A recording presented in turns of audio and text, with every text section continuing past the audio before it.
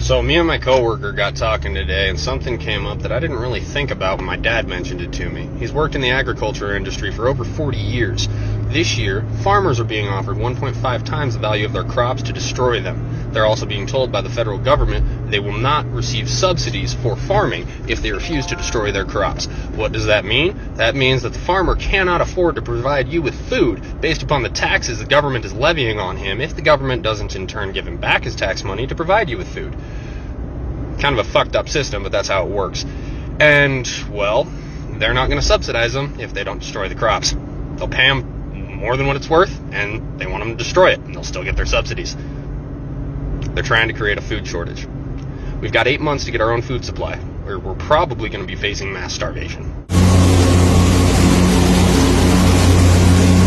Is it true that the government is paying farmers to destroy their crops?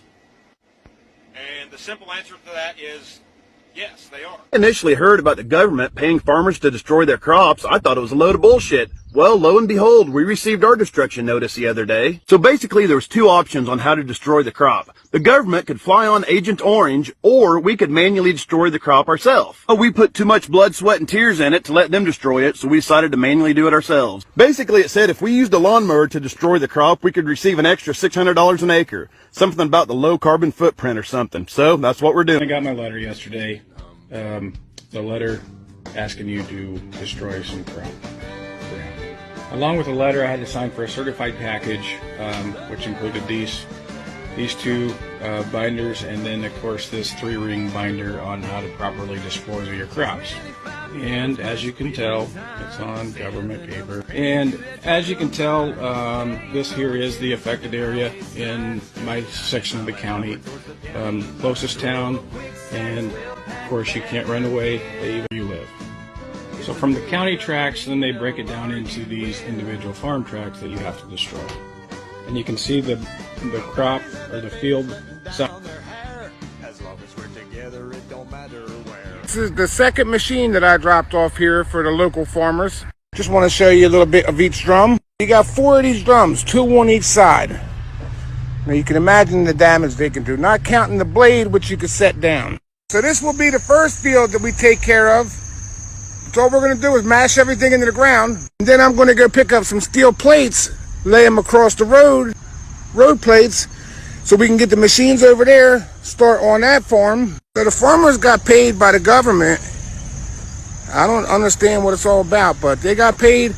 Now they hired us to come in here and just destroy whatever we can. I don't understand how it all works, but we're already paid for a certain amount of time.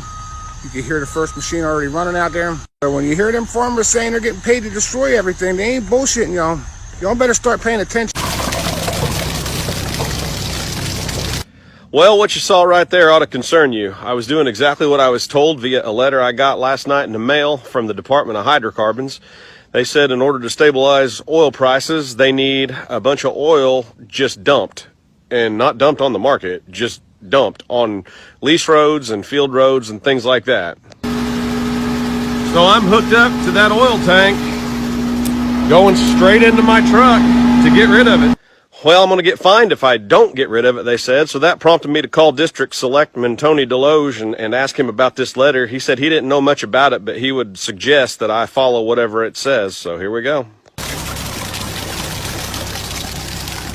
You know, these are some serious times right now. Since January, oil prices have been through the roof.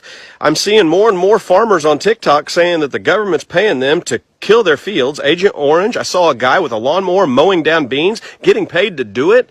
They're controlling food. Now they're going to control energy. I don't understand why this is going on. But I tell you what, if they control food and they control energy, what freedom do you have left? Man, isn't this something? I'm sorry about the music. I'm going to recap. This is the container that was in the video yesterday, and we have unloaded the container. Freight is setting at ports. It is not moving, and we're talking ports around the world. Now, the freight that was on this container was shipped 37 days ago. This is that freight behind me. Somebody is intentionally hindering freight from moving back and forth. There are ports that are stacked The directive is let it set. Let it set. I reached out to my largest customer, this customer, and that's what I was told. That the directive is let it set. We are definitely going to experience shortages, the likes of which you have never seen.